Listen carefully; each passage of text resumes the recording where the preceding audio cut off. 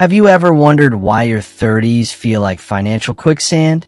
One day you're making decent money and feeling pretty good about yourself. And the next day you're staring at your bank account thinking, where did all my money go? Maybe it disappeared into daycare costs that feel like a second mortgage.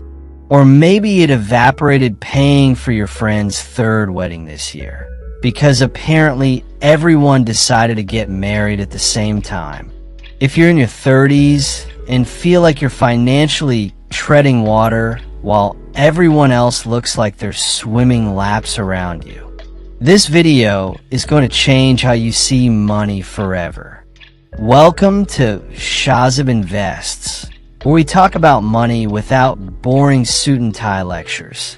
If you're tired of feeling behind financially and want to actually understand how wealth works during the most chaotic decade of your life, make sure to subscribe and hit like. Now let me start with something that might surprise you. Your 30s are not the decade where everything magically clicks financially. This is what experts call the messy middle. And that name exists for a reason. This is the decade where life hits you from every direction at once.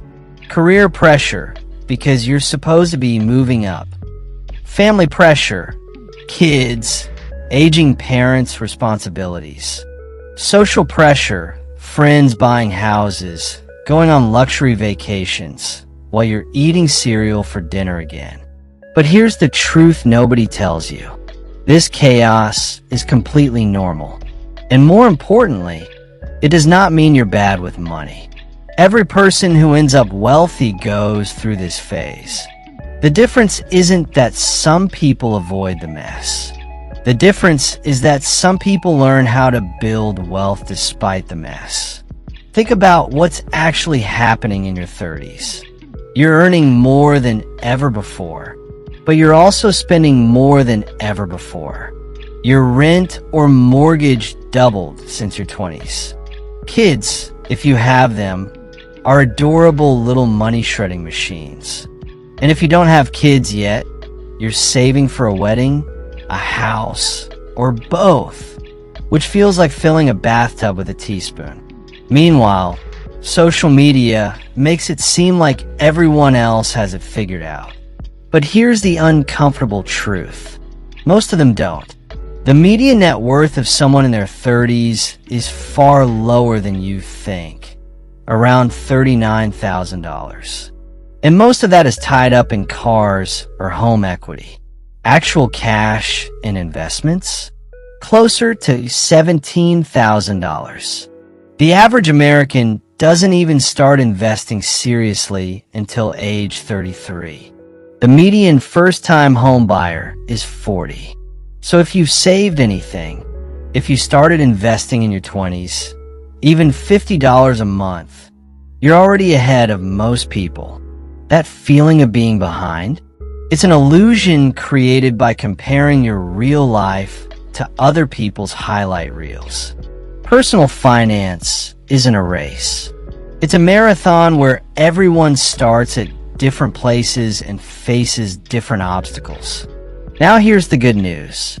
Your 30s still give you a massive advantage time. Let's say you're 30 years old and you've saved $100,000. That might feel slow, but if you never saved another dollar, and that money grew at 8%, you'd have over $200,000 by age 40. That's your money doubling without you doing anything. And if you add just $450 a month, you could reach 3 times your annual income saved by 40. The wealth multiplier is still powerful in your 30s. In your early 30s, every dollar invested can turn into $20 by retirement. Even in your late 30s, it can still become $8. Starting in your 20s would have been better, yes. But starting in your 30s is infinitely better than starting later. Here's the mindset shift that matters most. Building wealth in your 30s isn't about perfection.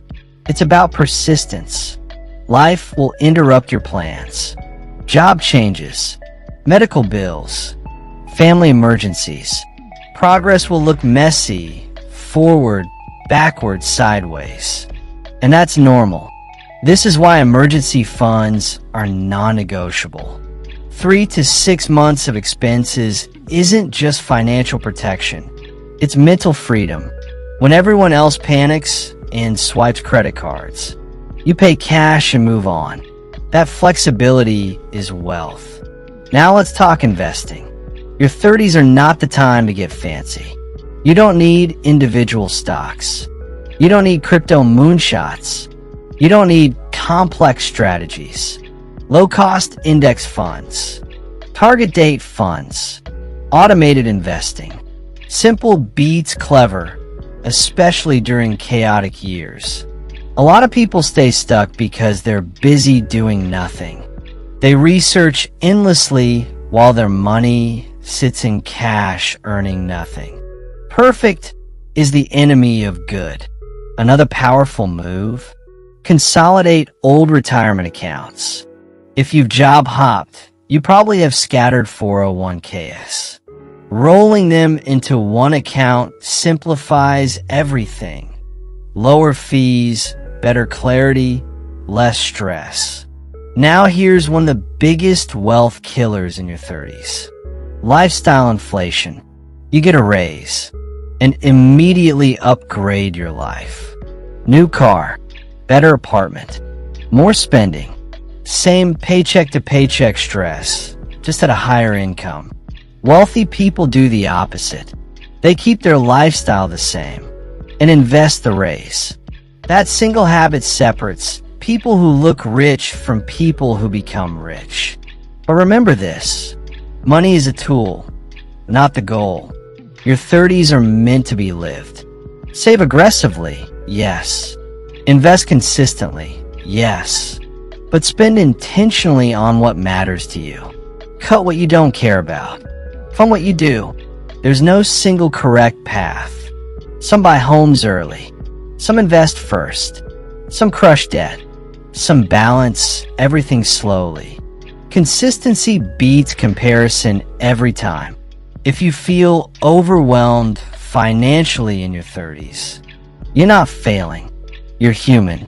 And the fact that you're watching Shozib Invests, thinking about money, and trying to improve already puts you ahead of most people. The irony? Most people who become wealthy felt exactly like this in their 30s. They just kept going. Your future self is counting on the imperfect decisions you make today. And trust me, you're doing better than you think.